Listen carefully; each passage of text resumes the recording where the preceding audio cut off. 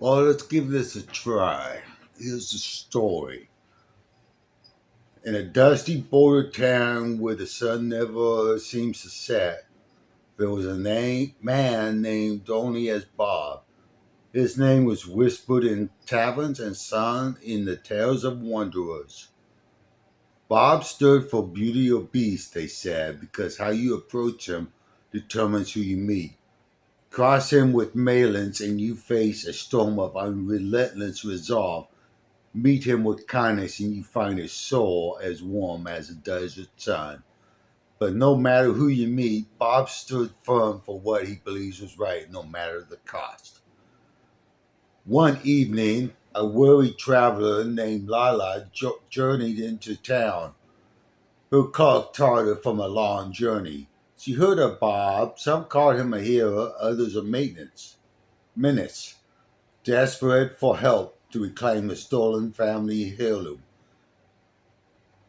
A locket her mother had given her, Lala shot him out. She found him leaning against a weathered post outside the saloon, his eyes sharp under the brim of his hat, a quiet strength in his stance. You, Bob? He asked. She asked, her voice cautious but steady. Depending on who you're asking, he replied, his tone either as warm or cold like the desert air before a storm. What do you bring to this meeting, stranger?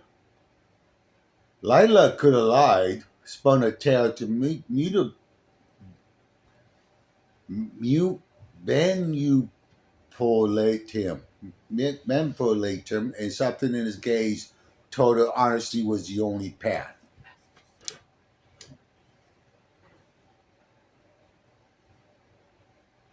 Bob steadied her, eyes searching for deceit. Finding none, he added, Beauty it is then. Tell me about these bandits. Lila explained how the bandits, led by a ruthless man named Culver, have been raiding travelers and extorting the town. No one dares stand against them, not the sheriff, not the townfolk. Bob listening, his jaws tightening with each word. Right, right, he said when she finished, and letting thieves prey on the helpless, isn't it? I help you, Layla, but it won't be easy. The next day, Bob and Layla tracked the bandits to their camp in a canyon beyond town. Culver, a towering man with a scar across his cheek, laughed when he saw them approach. Just a lone woman and a man who looked more meth than mustard. You're the famous Bob? Culver sneered. I expected more. Bob didn't flinch. You're stealing from folks who's got nothing left. Return the locket, walk away, and keep breathing. Culver's men roared with laughter, drawing their weapons. Lila's heart sank, but Bob stood firm, his hand steady near his holster. Last chance, he said, his voice like fire. Culver spit and raised his gun. That's when the beast dismurred. Bob moved like a shadow, swift and precious, disarming two men before they could blink. Bullets flew, but Bob was a force. Every shot he fired was calculated, every move deliberate. Layla, no stranger to a fight, held her own, following Bob's lead. In moments, Caveman was down and the leader himself was pinned under Bob's boot. Where's the locket? Bob demanded. Culver, bloody but defiant, tossed it from his pocket. Layla caught it up, her hands trembling as she clenched a familiar weight. But Culver wasn't done. You think this changed anything? He snared. This town's too frightened to fight. You be alone next time. Bob leaned back, his voice low. Right. Don't bend, Culver. Not for fear, not for gold. You come back, you meet the beast again. They left Culver tied up for the sheriff and returned to town. Word spread fast, and the townfolks, inspired by Bob's stand, began to organize, bound to protect their own.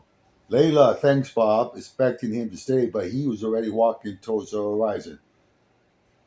Why do you do it? She called out to him, and stand for what's right, even when it costs you. Bob gasped back. Because somebody's got to, and I'd rather meet the beast in the mirror than a coward. And with that, he was gone, leaving Layla with the locket in the town with the spark of courage. Bob, Beauty or Beast will always stand for what was right, no matter the cost. Well, let me know what you think of that story. Okay, let's check a look at current events. As of May 17th, 2026, Sunday, the 2026 Iran war and the ongoing Strait of Hormuz crisis continues to dominate global headlines, with fresh incidents raising calculating fears despite the fragile ceasefire. Political and major conflicts. Iran US Strait of Hormuz crisis, the stalemate pursues persists with shipping heavily disrupted, hundreds of vehicles affected, oil prices are elevated. Iran is advancing plans for a managed transit mechanism involving tolls and fees on ships. Recent developments include a drone strike targeting the UAE. Baraka nuclear power plant fire reported, no injuries or radiation leak. UAE intercept other drones. The U.S. have outlined 5 conditions for a deal, including limited Iran to one operational nuclear factory. No, negotiations negotiations via Pakistan continue, but President Trump has described the ceasefire as on life support. Iran warns a surprising new strategy if violated. Okay, Gaza and Israel. Israel strikes kill at least 5, including community kitchen workers. Russia and Ukraine war. Ukraine launched a massive drone attack on Russia. Strikes in Moscow and Belgrade regions, at least 4 killed. Russia conducts prior large-scale attacks. Others, Sudanese civil war incidents, ongoing Mali and other regional conflict. U.S. and international news. Trump's China, Trump's Chinese visit, recent summit outcomes focused on urging open Hormuz shipping and preventing Iran from nuclear weapons. U.S. Dominic, Long Island Railroad, LIRR strikes impact communities, political primaries, proposal for compassion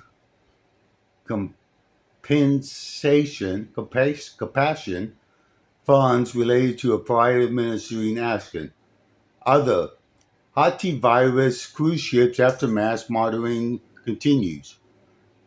Nature, weather, and disasters. Severe weather woods widespread risk across the United Heartland. Storm, potential tornadoes, heavy rain.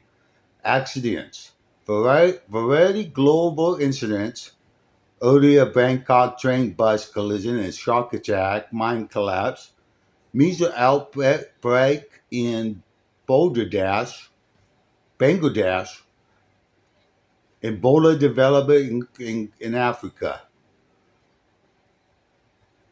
Well, that's the current events for today. Let me know what you think. Yeah, this technology is becoming a joke. Here's a poem I wrote. It's called Disillusional. I woke in the hum of the white room, walls breathing antiseptic lies. It said the beast was gone, at least of lithium, a crown of votes, parents' mercies, doctors' science. But the beast never left. It just learned to wear my face. I see it in the mirror's fractures. I smile, sketch for more photographs. Eyes that blank on someone else's cue. They call it recovery. I call it camouflage.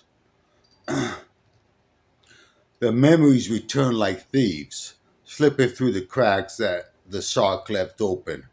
Not gentle reunions that kick down doors. Drag me by the collar into rooms I swore were locked. My mother's voice, he's better now. Father's nod, safer this way. Surgeon's clam, minimum tissue loss. All of them actors in the same play, and I'm the prop they keep repainting. Electrocution didn't kill the beast, it taught its language. Now it speaks in my head, whispers you are heard, while sharpening claws behind my ribs. I traced the scar along my skull. I traced the scar along my skull, a lightning bolt frozen mid strike. This is not a rune, this is a doorway. They think I'm piecing myself together. They're wrong. I'm taking the pieces apart, one by one, until I find a part that was never theirs to fix. Disillusional, they labeled me. Good. Let them keep their illusions. Busy building something real from the wreckage of their cure. Thank you.